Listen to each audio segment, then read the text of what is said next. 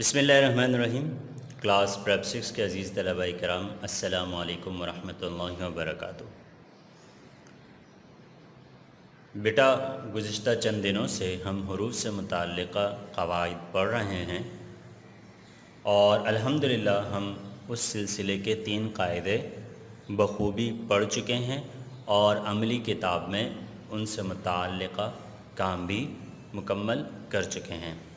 آج ہم اسی سلسلے کا 4تھا قاعدہ پڑھنے جا رہے ہیں۔ اقرا اردو صفحہ نمبر 25 پر حروف کی بدلتی حالت کے تحت قاعدہ نمبر 4 ملاحظہ فرمائیں، صاد اور ضاد کا قاعدہ۔ صاد اور ضاد کا قاعدہ صفحہ نمبر 25۔ جی بیٹا، صفحہ نمبر 25 قاعدہ نمبر 4 صاد اور ضاد کا قاعدہ۔ آپ کو عنوان واضح نظر آ رہا ہے بیٹا؟ اضافی شوشے کے ساتھ لکھے جانے والے حروف، اضافی شوشے کے ساتھ لکھے جانے والے حروف یعنی صاد اور ضاد۔ صاد اور ضاد ایسے حروف ہیں کہ جن کو ہمیشہ ایک اضافی شوشے کے ساتھ لکھا جاتا ہے، اس لیے اس قاعدے کو بھی ایسا ہی ٹائٹل دیا گیا ہے، اضافی شوشے کے ساتھ لکھے جانے والے حروف۔ آپ آسانی کے طور پر یا پہچان کے لیے اسے صاد اور ضاد کا قاعدہ بھی کہہ سکتے ہیں۔ جس طرح قاعدہ نمبر 1 کے لیے میں نے آپ کو کہا تھا کہ اگر آپ حروف کے حوالے سے ان کی پہچان رکھنا چاہتے ہیں تو آپ اسے بے کے خاندان نون اور یہ کا قاعدہ کہہ سکتے ہیں۔ اسی طرح قاعدہ نمبر 2 کے حوالے سے میں نے آپ سے کہا تھا دال، ڈال اور دال کا قاعدہ نمبر 2 کو کہا جا سکتا ہے۔ قاعدہ نمبر 3 شوشے یا دندانے والے حروف، اس کے لیے میں نے کہا تھا کہ آپ اسے سین اور شین کا قاعدہ کہہ سکتے ہیں، کیونکہ قاعدہ نمبر 3 صرف انہی دونوں حروف سے متعلق تھا۔ اب ہم قاعدہ نمبر 4 پڑھنے جا رہے ہیں، اضافی شوشے کے ساتھ لکھے جانے والے حروف کا قاعدہ، جو صرف صاد اور ضاد ہیں، لہٰذا آپ اسے صاد اور ضاد کا قاعدہ بھی کہہ سکتے ہیں۔ ٹھیک ہے بیٹا؟ قاعدہ طویل ہے، میں پہلے آپ کے سامنے پڑھ دیتا ہوں، پھر آپ کے سامنے خلاصہ بیان کروں گا تو انشاءاللہ بالکل واضح اور آسان ہو جائے گا۔ فی الحال جو یہاں آپ کو قاعدہ لکھ کر دیا گیا ہے، آپ یہ ملاحظہ فرما لیں۔ میں پڑھ رہا ہوں بیٹا، آپ میرے ساتھ ساتھ پڑھیے گا انگلی رکھ کر۔ صاد اور ضاد دائرے والے حروف ہیں، دائرے والے حروف ہیں یعنی ان کے اندر گولائی ہے، جیسے آپ کو یہاں نظر آ رہی ہے۔ ٹھیک ہے؟ صاد اور ضاد دائرے والے حروف ہیں۔ ان حروف کی دلچسپ بات یہ ہے کہ یعنی خاص بات یہ ہے کہ دوسرے حروف کے برخلاف ان کے دائرے لفظ کے شروع، درمیان یا آخر میں بھی برقرار رہتے ہیں، لیکن فرق صرف اتنا ہوتا ہے کہ ان کا دائرہ لفظ کے شروع یا درمیان میں آنے کی صورت میں چھوٹا ہو کر شوشے یعنی کہ دندانے کی شکل اختیار کر لیتا ہے۔ یہ جو آپ کو اس طرح کی علامت نظر آ رہی ہے، اس طرح کی علامت، اسے انگلش میں بریکٹ کہا جاتا ہے۔ کیا کہا جاتا ہے؟ بریکٹ۔ اور اردو میں اسے قوسین کہا جاتا ہے۔ کیا کہا جاتا ہے؟ قوسین، قاف کے ساتھ۔ ٹھیک ہے؟ لیکن چونکہ بریکٹ مشہور ہے، اس کے لیے آپ بریکٹ ہی لفظ استعمال کریں۔ ٹھیک ہے؟ تو یہ اصل میں کسی بھی لفظ کی وضاحت کے لیے جب کوئی مزید لفظ لکھا جا رہا ہو تو اس کے ساتھ استعمال کیا جاتا ہے۔ ٹھیک ہے؟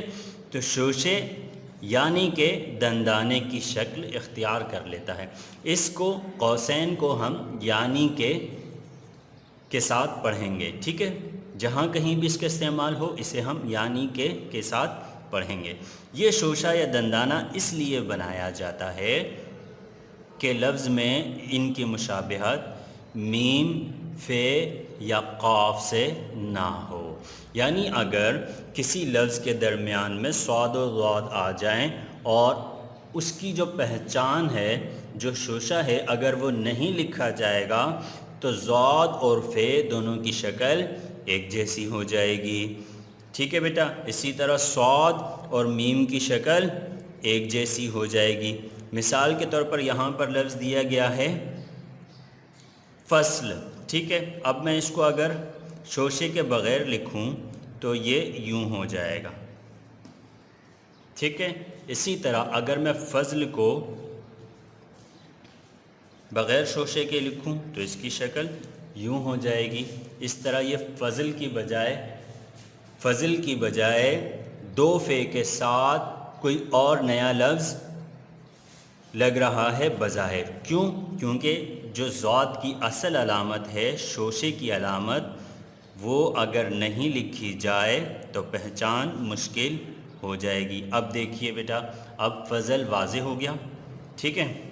آگے دیکھتے ہیں، لیکن اگر کسی لفظ میں ان حروف کے بعد را کے خاندان کا کوئی حرف آ جائے تو ان کا دائرہ یا شوشہ نہیں لکھا جاتا، جیسے مصر اور جیسے مضر، ٹھیک ہے۔ کیا مطلب بیٹا اس قاعدے کا؟ میں بتاتا ہوں آپ کو انتہائی آسان اور مختصر الفاظ میں، اور میں جن الفاظ میں بتا رہا ہوں آپ بس انہی الفاظ کو اچھی طرح ذہن نشین کر لیجئے اور یاد رکھیے۔ سنیے قاعدہ نمبر 4، صاد اور ضاد کا قاعدہ جو میں بتانے جا رہا ہوں، بس آپ اسی کو یاد رکھیے۔ صاد اور ضاد ہمیشہ ایک شوشے کے ساتھ لکھے جاتے ہیں، لیکن اگر یہ لفظ میں را کے خاندان کے ساتھ آ جائیں تو پھر ان کا شوشہ نہیں لکھا جاتا۔ بس اتنا سا قاعدہ ہے، ٹھیک ہے بیٹا۔ میں ایک دفعہ پھر دوہرا دیتا ہوں، صاد اور ضاد ہمیشہ ایک شوشے کے ساتھ لکھے جاتے ہیں، لیکن اگر یہ رے کے خاندان کے ساتھ آ جائیں تو پھر ان کا شوشہ نہیں لکھا جاتا۔ یاد رہے گا بیٹا آپ کو؟ بس اتنا یاد رکھیے کہ صاد اور ضاد کے ساتھ ایک شوشہ لکھنا فرض ہے۔ میں کیا کہہ رہا ہوں؟ میرے الفاظ پر غور کریں۔ صاد اور ضاد کے ساتھ ایک شوشہ لکھنا فرض ہے۔ فرض کا مطلب کیا ہے؟ کہ لازمی طور پر صاد اور ضاد کے ساتھ ایک شوشہ لکھا جائے گا، اگر نہیں لکھا جاتا تو صاد اور ضاد غلط ہو جائیں گے۔ جیسے دیکھیے میں لکھ رہا ہوں زد، اب یہ آپ کو درمیان میں ایک شوشہ نظر آ رہا ہے، لیکن اگر میں اس کو بغیر شوشے کے لکھوں تو یہ زد نہیں ہوگا، یہ کیا بن جائے گا؟ یہ فد بن جائے گا یا فد بنے گا، ٹھیک ہے۔ اسی طرح دیکھیے صد ایک شوشے کے ساتھ میں لکھ رہا ہوں، صاد واضح ہو گیا بیٹا، یہ ہے اصل شکل۔ لیکن اگر میں شوشے کے بغیر لکھوں تو یہ بن جائے گا مد۔ دیکھ رہے ہیں بیٹا؟ دیکھ رہے ہیں؟ لہٰذا پتہ چلا کہ صاد اور ضاد کے ساتھ شوشہ لکھنا فرض ہے، لیکن اگر یہ رے کے خاندان کے ساتھ آ جاتے ہیں، یعنی رے، ڑے، زے یا ژے کے ساتھ صاد اور ضاد آ جاتے ہیں تو پھر ان کا ایک شوشہ نہیں لکھا جائے گا۔ جیسے دیکھیے سر، اسی طرح ضرر ایک لفظ اردو میں استعمال ہوتا ہے، ٹھیک ہے۔ اس طرح کے الفاظ جن میں صاد اور ضاد رے کے خاندان کے ساتھ آتے ہیں تب ان کا شوشہ نہیں لکھا جائے گا۔ اس کو سمجھنے کے لیے عملی کتاب دیکھیے بیٹا، عملی کتاب سے آپ اچھی طرح اس قاعدے کو سمجھ جائیں گے جب آپ اس کے مطابق تحریر کریں گے۔ عملی کتاب سامنے رکھیے بیٹا۔ جی بیٹا، عملی کتاب صفحہ نمبر 19 اس وقت آپ کے سامنے ہے۔ صفحہ نمبر 19 پر سوال نمبر 4 دیکھیے۔ سوال نمبر 4 قاعدہ نمبر 4 سے متعلق ہیں۔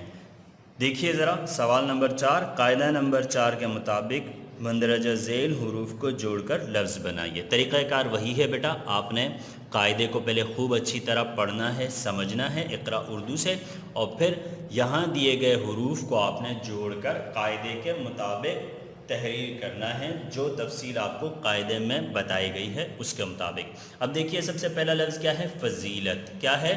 فضیلت، فے ضاد یہ، فضی لام تے لت، فضیلت۔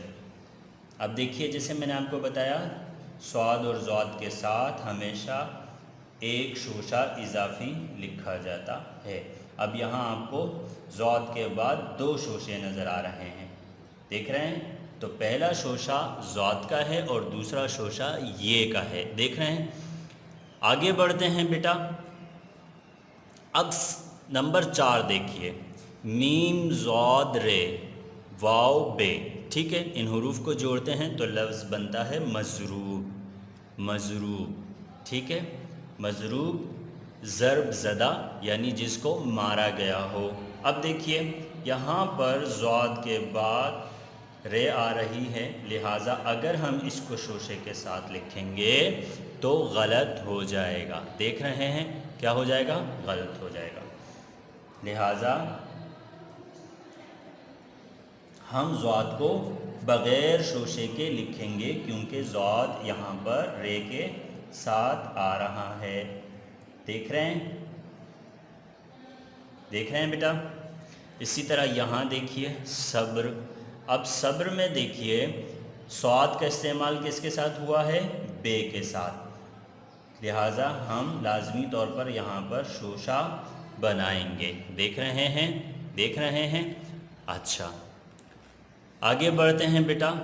آگے ہمارے پاس نمبر 11 پر لفظ دیکھیے، صاد رے الف را، سرا ہے یہ ہی، سراہی۔